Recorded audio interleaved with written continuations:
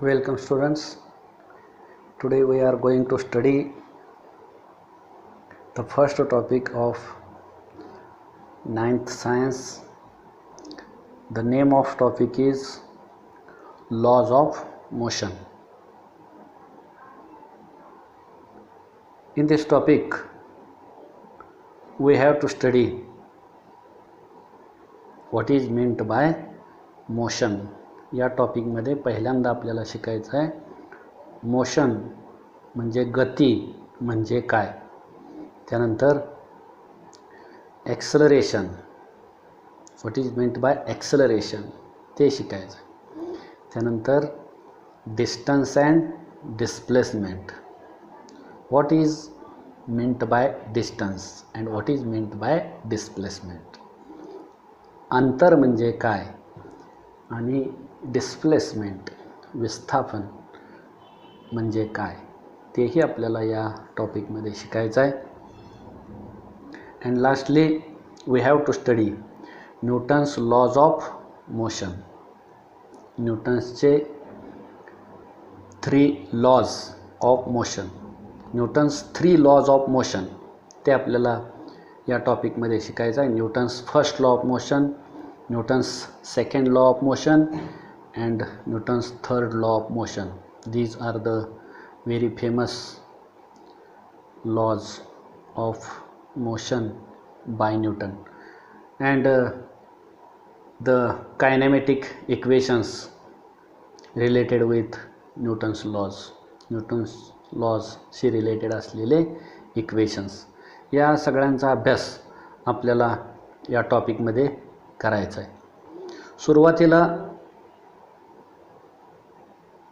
एक पॉइंट आहे motion of object. Object म्हणजे वस्तूची गती कशाला म्हणायचं, मोशन ऑफ ऑब्जेक्ट. पहिलाच प्रश्न त्याने विचारला आहे, त्याने तुम्हाला सांगितलं आहे कॅन यू रिकॉल, म्हणजे गेल्या वर्षी 8th स्टँडर्डमध्ये असताना तुम्ही जे मोशन संदर्भात अभ्यास केलेला आहे, 7वीमध्ये 8वीमध्ये मोशन संदर्भात जो काही अभ्यास केलेला आहे त्यावर आधारित काही क्वेश्चन्स इथं विचारलेले आहेत. त्यामध्ये पहिल्यांदा लिहिले त्यांनी, in which of the following examples can you sense motion, खालीलपैकी कोणकोणत्या उदाहरणांमध्ये तुम्ही गती आहे असे म्हणाल. How will you explain presence and absence of motion, म्हणजे जे 4 एक्झाम्पल्स दिलेले आहेत त्या 4 एक्झाम्पल्सपैकी कोणकोणत्या एक्झाम्पल्समध्ये मोशन इज प्रेझेंट आहे असं तुम्ही म्हणाल किंवा मोशन इज ॲब्सेंट ते तुम्ही ओळखायचं आहे. ठीक आहे, त्यामध्ये पहिलं एक्झाम्पल आहे the flight of a bird, पक्षाचे उडणे. Second, a stationary train, stationary म्हणजे स्थिर, ट्रेन म्हणजे रेल्वे, एक स्थिर असलेली रेल्वे. Third is leaves flying through air, leaves flying through air due to the wind, वाऱ्यामुळे किंवा उंचावरील ठिकाणाहून सोडलेली झाडाची पाने, leaves flying through air. And last one is a stone lying on a hill, lying म्हणजे पडलेला, हिल म्हणजे टेकडीवर, डोंगरावर, एखाद्या उंच टेकडीवर किंवा डोंगरावर पडून असलेला पडलेला दगड.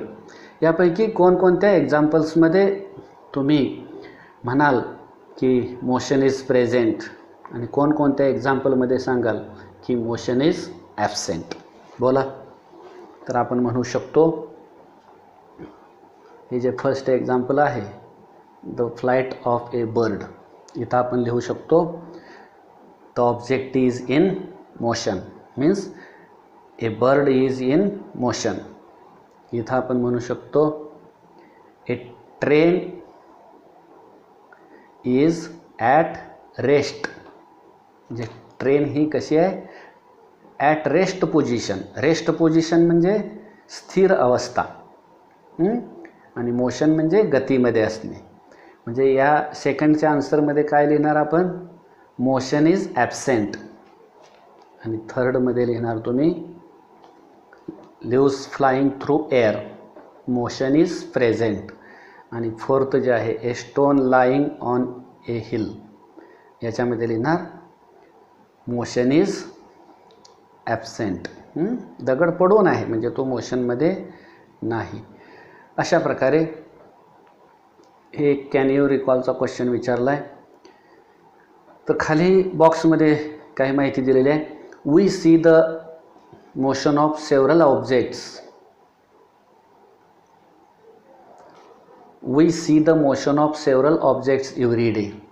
आपण आपल्या दैनंदिन जीवनामध्ये दररोज वेगवेगळ्या वस्तूंची गती पाहतो. Sometimes we cannot see the motion of an object directly. काही वेळेस आपण त्या वस्तूची गती प्रत्यक्षपणे पाहू शकत नाही. As in case of a breeze. म्हणजे ब्रीज म्हणजे वारा. म्हणजे काय, वाऱ्याची गती आपण पाहू शकत नाही. आता वरती जे 4 एक्झाम्पल्स होते त्यात आपण बघितलं की पक्षी एका ठिकाणाहून दुसऱ्या ठिकाणी जातो. म्हणजे तो एका ठिकाणाहून दुसऱ्या ठिकाणी जात असताना स्वतःची जागा बदलतो. म्हणजेच काय, पक्षी ही एक ऑब्जेक्ट आहे. ती ऑब्जेक्ट काय करते, the object changes its position. म्हणजे तो बर्ड काय करतो, स्वतःची पोझिशन चेंज करतो. म्हणजे अवस्था बदलतो, एका ठिकाणाहून तो दुसऱ्या ठिकाणी जातो. म्हणून आपण काय म्हटलंय, मोशन इज प्रेझेंट. थर्ड एक्झाम्पलमध्ये काय म्हटलं आपण, थर्ड एक्झाम्पलमध्ये आपण म्हटलंय लिव्स फ्लाइंग थ्रू एअर. याला आपण म्हणले मोशन इज प्रेझेंट. का, कारण ते जे लिव्ज आहेत एका प्लेसवरून दुसऱ्या प्लेसवर जातात. म्हणजे काय, the object changes its position with respect to the surrounding. सराउंडिंगच्या संदर्भात एका ठिकाणाहून दुसऱ्या ठिकाणी ती पाने जातात. म्हणून आपण म्हटले ऑब्जेक्ट इज इन मोशन. परंतु ह्या सेकंड आणि थर्डमध्ये ती जी ट्रेन आहे, ती ट्रेन समजा तुम्ही बघितलेल्या क्षणाला थांबलेली होती, नंतर 5 सेकंदांनी बघितलं तर ती तिथंच होती. म्हणजे काय, ती स्वतःची पोझिशन चेंज करत नाही. म्हणून आपण काय म्हटलंय, the motion is absent. And lastly in fourth example, stone is lying on a hill means the stone cannot changes its position with respect to surrounding. Therefore we can say that the stone is at rest, means the motion is absent. Okay, इथं काय चाललं आहे आपलं, तर त्या बॉक्समध्ये त्यांनी जे दिलेलं आहे त्यामध्ये दिलेलं आहे as in case of bridge.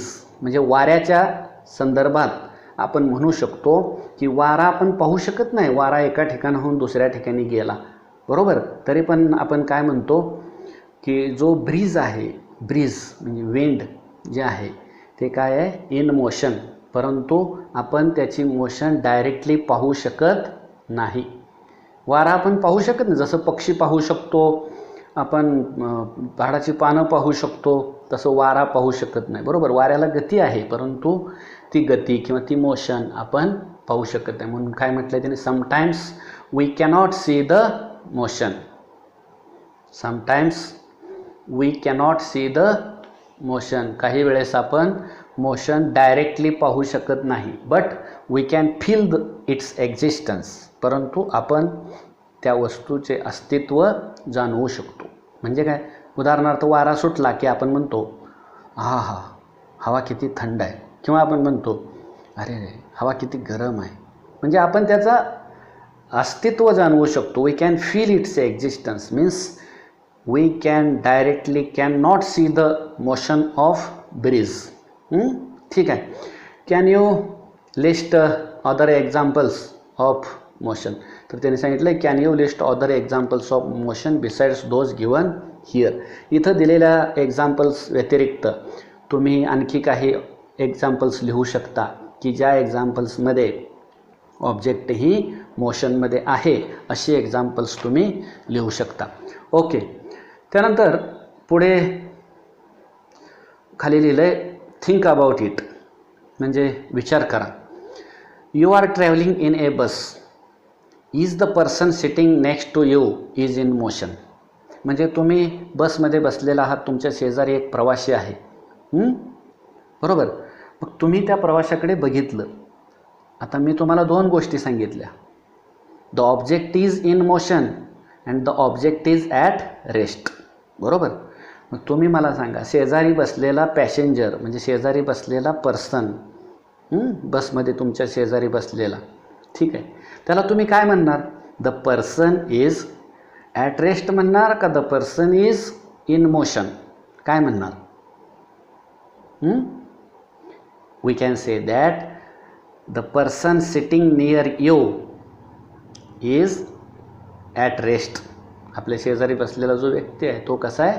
Rest पोझिशनला, बरोबर. पुढे second, what do you take into consideration to decide if an object is moving or not. एखादी ऑब्जेक्ट मूव्हिंग आहे म्हणजेच मोशनमध्ये आहे किंवा not moving, moving or not moving. Moving म्हणजे हलणारी, नॉट मूव्हिंग म्हणजे न हलणारी, ठीक आहे. What do you take into consideration. To take into consideration म्हणजे विचारात घेणे. तुम्ही काय विचारात घेता? कशासाठी? To decide if an object is in motion or not. To decide if an object is moving or not. एखादी object moving आहे किंवा नाही हे ठरवण्यासाठी तुम्ही त्या वस्तूचं काय विचारात घेता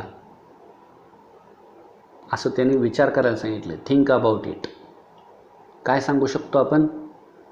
एखादी ऑब्जेक्ट मोशनमध्ये आहे किंवा मोशनमध्ये नाही हे ठरवण्यासाठी आपण काय विचारात घेतो?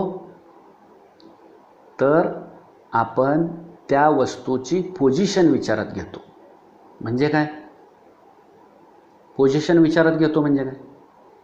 पोझिशन म्हणजे स्थिती किंवा अवस्था. जर ती वस्तू स्वतःची अवस्था बदलत असेल तर, म्हणजे सुरुवातीला जी अवस्था होती काही सेकंदानंतर ती अवस्था बदलत असेल तर आपण म्हणतो the object is in motion. When an object changes its position with respect to the surrounding then we can say that the object is in motion, otherwise it is said to be at rest. इथे एक वाक्य लिहिलं आहे बघा. काय सांगितलं मी तुम्हाला? If the position of an object is changing with respect to surrounding. म्हणजे जर एखाद्या वस्तूची पोझिशन सभोवतालच्या सराउंडिंगच्या संदर्भात बदलत असेल then it is said to be in motion. तेव्हा आपण काय म्हणतो? The object is in motion. Otherwise it is said to be at rest. नाहीतर आपण काय म्हणतो? The object is at rest. At rest म्हणजे स्थिर अवस्था. ठीक आहे. विथ रिस्पेक्ट टू सराउंडिंग का म्हटलं आहे? एक उदाहरण सांगतो मी तुम्हाला. आपण बसने प्रवास करत आहोत. आपण खिडकीजवळ आहे आणि आपल्या शेजारी एक पॅसेंजर आहे. शेजारचा पॅसेंजर आपल्या बाबतीत काय म्हणेल? काय म्हणेल? The person sitting near me is at rest. आपल्या शेजारी बसलेला व्यक्ती आपल्या बाबतीत काय म्हणेल? You are at rest. आपण रेस्ट पोझिशनला, आपण खिडकी शेजारी बसलो आहोत. परंतु आपण ज्या बसमधून जात आहोत त्या बस ज्या रस्त्यावरून जात आहे त्या शेजारी रस्त्यावर एक माणूस उभा आहे आणि तो जर आपल्या बसकडे पाहत असेल आणि खिडकीतून तुमच्याकडे पाहत असेल तर तो व्यक्ती तुम्हाला काय म्हणेल? तो व्यक्ती असं म्हणेल the person sitting in the bus is in motion. म्हणजे काय? तुम्ही जेव्हा तुम्हाला बाहेरचा व्यक्ती काय म्हणतो? In motion. आणि तुमच्या शेजारचा व्यक्ती तुम्हाला काय म्हणतो? You are at rest position. म्हणून काय म्हटलं आहे? तुम्ही मोशनमध्ये आहात किंवा नाही हे कुणावरती अवलंबून आहे? त्या सराउंडिंगवर अवलंबून आहे. त्या सराउंडिंगवर अवलंबून आहे. म्हणजेच काय? When the position on object of an object changing with respect to its surrounding surrounding म्हणजे त्या व्यक्तीच्या शेजारच्या व्यक्तीच्या दृष्टिकोनातून तुम्ही रेस्ट पोझिशनला आहे, परंतु बसच्या बाहेर एक व्यक्ती आहे त्याच्या दृष्टीने तुम्ही कसं आहे इन मोशन आहे. म्हणून म्हटलं आहे on object changes its position with respect to the surrounding. तुम्हाला विचारलं when can we say that the object is in motion, परीक्षेमध्ये प्रश्न येऊ शकतो. When can we say that an object is in motion, answer काय लिहिणार? An object is said to be in motion when it changes its position with respect to surrounding. Otherwise, it is said that the object is at rest position. अन्यथा काय म्हटलं जाईल? ते object rest पोझिशनला. Okay, ठीक आहे. पुढे जाऊ आपण. त्यानंतर पुढे आपल्याला शिकायचं आहे distance and displacement. Displacement and distance याचा अभ्यास करायचा आहे. प्रश्न परीक्षेमध्ये येऊ शकतात, म्हणून प्रत्येक कन्सेप्ट आपल्याला व्यवस्थित समजली पाहिजे. ठीक आहे. याने एक ॲक्टिव्हिटी सांगितली आपल्याला, ट्राय दिस. हे करून पहा. हे करून पहा. काय दिलं इथं? एक पिक्चर दिसतो शेजारी आणि क्वेश्चन विचारलेत. Measure the distance between points A and B in different ways as shown in figure 1.1a. 1.1a हे आहे 1.1 त्यातली ए फिगर. त्याचं काय? Measure the distance between 2 points A and B. A आणि बी या पॉईंटमधलं डिस्टन्स मोजा. आता ए पॉईंट इथं आहे आणि बी पॉईंट इथं आहे. त्या म्हणजे मी काढलेला पॉईंट नव्हे, ते ए लिहिलं आहे तिथं. ए पॉईंट म्हणजे इथं ठिपका आहे तिथं आहे आणि बी पॉईंट इथं आहे. ठीक आहे. तर ह्या ए आणि बी पॉईंटमधलं डिस्टन्स मोजा. कसं? इन डिफरंट वेज, वेगवेगळ्या पद्धतीनं मोजा. आता ए आणि बीमधलं डिस्टन्स मोजताना एक विद्यार्थी ते डिस्टन्स अशा प्रकारे मोजेल. कसं? ए पासून असं डिस्टन्स मोजत जायचं इथंपर्यंत, बरोबर? हे एका विद्यार्थ्याने डिस्टन्स मोजलं. This is the distance between A and B, बरोबर? ठीक आहे. दुसरा विद्यार्थी काय करेल की तो विद्यार्थी म्हणेल की मी ते डिस्टन्स इकडून मोजतो असं या बाजूने, बरोबर? ठीक आहे. आणि तिसरा विद्यार्थी काय करेल? तर तिसरा विद्यार्थी म्हणेल की ए आणि बी मधलं डिस्टन्स मी असं मोजेल, बरोबर? त्यांनी काय प्रश्न विचारला आहे? Major the distance between points A and B in different ways as shown in the figure. ठीक आहे. अशा 3 पद्धतीनं आपण ए आणि बी मधलं डिस्टन्स मोजू शकतो. पुढे काय विचारलं आहे त्यांनी? Now major the distance along the dotted line. इथं लिहिलं आहे ते. Now major the distance along dotted line. हे थर्डला मोजलं आहे ना आपण डॉटेड लाईन्सनी. ही डॉटेड लाईन आहे, बरोबर? ह्या डॉटेड लाईन्समधलं डिस्टन्स मोजा असं सांगितलं आहे. ए आणि बी मधलं डिस्टन्स डॉटेड लाईन्सनी. हे जे डॉटेड लाईन्स आहे ना, एक मिनिट हां, इथून इथंपर्यंतचं डिस्टन्स कसं मोजा? जी डॉटेड लाईन आहे असं मोजा. ठीक आहे. Which distance is correct according to you and Y. According to you म्हणजे तुमच्या मते, अँड वाय म्हणजे आणि का. 3 प्रकारे डिस्टन्स मोजलं. एक या डायरेक्शनने मोजलं, दुसरं इकडून मोजलं, बरोबर? आणि तिसऱ्यांदा हे डॉटेड लाईन्सनी असं मोजलं. ह्यातलं कोणतं डिस्टन्स करेक्ट आहे? तर ते आपल्याला विचारले. आन्सर काय देणार तुम्ही? According to me the distance along the dotted line is correct. Dotted लाईन्सनी मोजलेलं जे डिस्टन्स आहे हे कसं आहे? करेक्ट आहे, बरोबर? ठीक आहे. पुढे जाऊ आपण. पुढे एक प्रश्न विचारला आहे, वाय? का बरं तसं? डॉटेड लाईन्सनी मोजलेलं डिस्टन्स करेक्ट आहे, का बरं? And Y? का बरं? इथं पुढे आणखी एक फिगर आणि क्वेश्चन विचारलेले आहेत. त्यामध्ये थिंक अबाउट इट असं म्हटलं आहे. वाचा. Sheetal first went to her friends Sangeeta. आता इथं काय लिहिलं आहे, शीतल अँड प्रशांत्स हाऊस, आणि इथं लिहिलं आहे संगीताज हाऊस, आणि इथं काय आहे स्कूल. तर हे शीतल आणि प्रशांत हे या दोघांचं घर आहे, आणि इथं संगीताचं घर आहे. यांनी काय सांगितलं आपल्याला बघा, Sheetal first went to her friend Sangeeta. शीतलचं घर इथं आहे. Sheetal at first went to Sangeeta's house on her way to school. आणि नंतर ती शाळेला गेली. बरोबर. तर इथं आपण म्हणू शकतो the distance covered by Sheetal.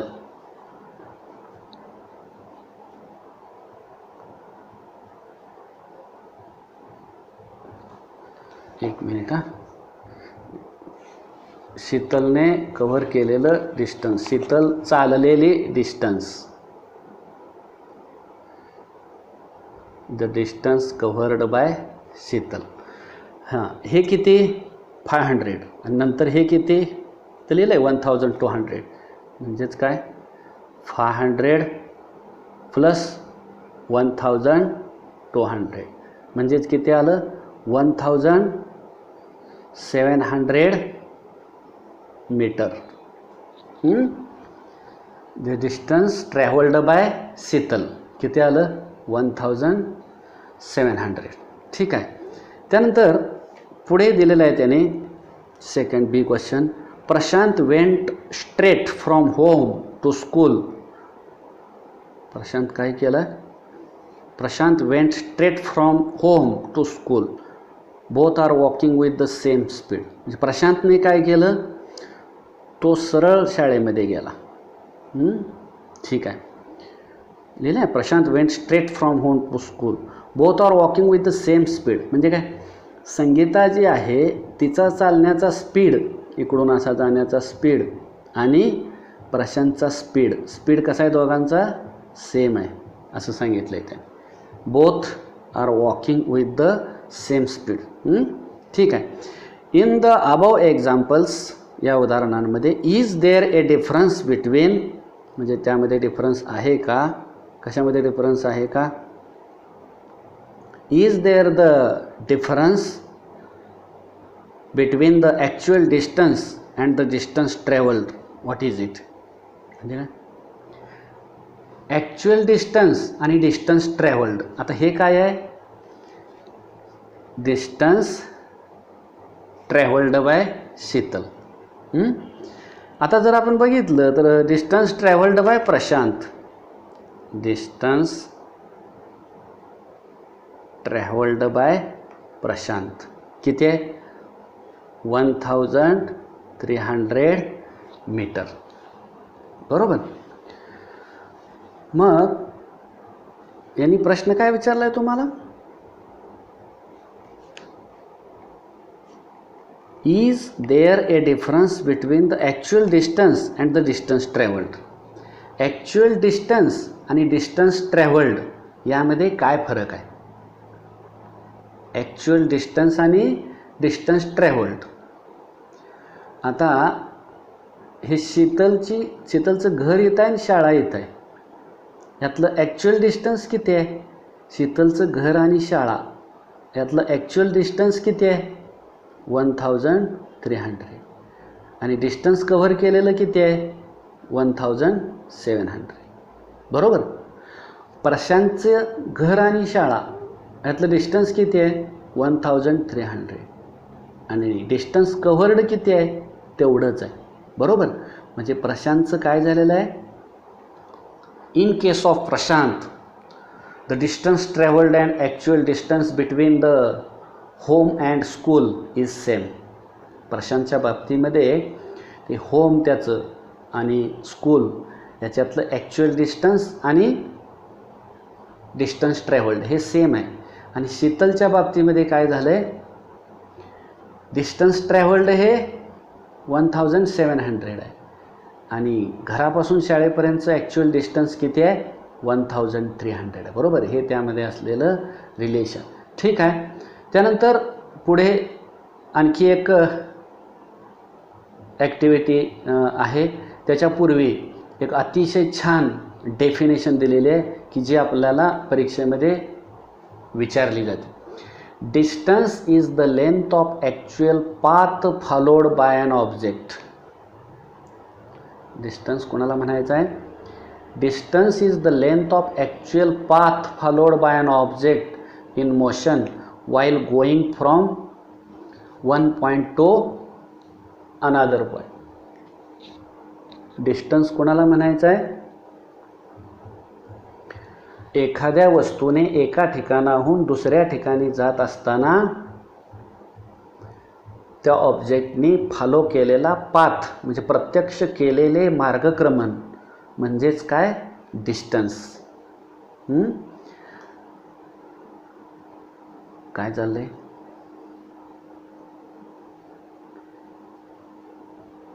या एक्झाम्पलमध्ये the distance covered by Sheetal असं जर तुम्हाला विचारलं तर ते तुमचं किती आलं होतं? 1700. याला म्हणायचं distance. Distance travelled by Sheetal. तुम्हाला विचारलं डिस्टन्स ट्रॅव्हल्ड बाय प्रशांत तर तुम्ही काय लिहिणार? हे लिहिणार. बरोबर? ठीक आहे. म्हणून त्यांनी काय म्हटलंय डिस्टन्सची definition? Distance is the length of actual path travelled by an object. Distance is the length of actual path traveled by an object in motion while going from one point to another. एखाद्या वस्तूने एका पॉईंटपासून दुसऱ्या पॉईंटपर्यंत जात असताना प्रत्यक्ष मार्गक्रमण केलेला मार्ग म्हणजेच अंतर. आणि पुढे आणखी एक आहे whereas displacement is the maximum distance between the starting and finishing point. Displacement कोणाला म्हणायचं आहे? डिस्प्लेसमेंट कोणाला म्हणायचं आहे? Minimum distance between the starting and finishing point. म्हणजे स्टार्टिंग पॉईंट आणि फिनिशिंग पॉईंट यातलं मिनिमम डिस्टन्स. बरोबर? याला काय म्हणायचं आहे? डिस्प्लेसमेंट. आता आपल्याला डिस्टन्स कोणाला म्हणायचं आणि डिस्प्लेसमेंट कोणाला म्हणायचं हे शिकूया आपण. त्यासाठी त्यांनी 2 एक्झाम्पल्स दिलेले आहेत. ए असं एक एक्झाम्पल आहे आणि खाली एक बी असं एक एक्झाम्पल आहे. ए एक्झाम्पल आणि बी एक्झाम्पल. तर हे जे बी एक्झाम्पल आहे त्यावरून आपल्या अधिक लक्षात येईल. काय लिहिलं आहे त्याने? If a car starting from point P goes to point Q and then returns to the point P. म्हणजे एक कार पी पासून निघते क्यूपर्यंत जाते आणि पुन्हा रिटर्न पीपर्यंत येते. How much distance has it travelled and what is it's displacement.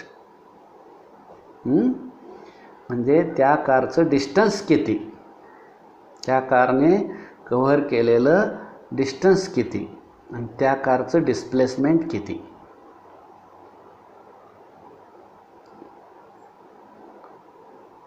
त्या कारनं किती डिस्टन्स कव्हर केलं. तर डिस्टन्स कोणाला म्हटलंय आपण? The length of actual path followed by an object. म्हणजे काय? एखाद्या ऑब्जेक्टनं प्रत्यक्ष केलेले मार्गक्रमण. म्हणजे ती ऑब्जेक्ट पी पासून निघाली इथंपर्यंत आली म्हणजे किती डिस्टन्स कव्हर केलं? 360. आणि पुन्हा परत 360 म्हणजे हे डिस्टन्स किती झालं? 360 प्लस 360. बरोबर? म्हणजे टोटल किती झालं ते? 720 मीटर. हे काय झालं? The distance travelled by car. Displacement विचारलं तुम्हाला. What is the displacement of car. त्या कारचं डिस्प्लेसमेंट कोणाला म्हणायचं? तर वरती आपण डेफिनेशन बघितली होती. डिस्प्लेसमेंट म्हणजे काय? The minimum distance between the starting point and finishing point. म्हणजे काय? स्टार्टिंग पॉईंट कोणता आहे? पी. क्यूपर्यंत गेली आणि पुन्हा माघारी पीपर्यंत आली. म्हणजे फिनिशिंग पॉईंट कोणता आहे? तोच आहे. म्हणजे काय? स्टार्टिंग पॉईंट P आणि फिनिशिंग पॉईंट P. हां, मग त्या दोघातलं डिस्टन्स किती? 0. Starting point P, finishing point P, म्हणजे त्यातलं डिस्टन्स किती आलं? 0 मीटर. काय कळलं तुम्हाला? या कारने कव्हर केलेलं डिस्टन्स किती? 720 मीटर. आणि ह्या कारचं डिस्प्लेसमेंट किती? 0 मीटर. बरोबर. आता आणखी एक एक्झाम्पल इथं त्यांनी दिलेलं आहे. पहिलं एक्झाम्पल हे इथं. तर इथं त्यांनी काय म्हटलंय, ही कार ए या ठिकाणाहून निघाली. ए हा पॉईंट आहे, इथून ती कार निघाली समजा, आणि हा सर्कलचा जो सर्कम्फरन्स आहे या मार्गाने कार नाही, ते ना ऑब्जेक्ट म्हटलंय त्यांनी.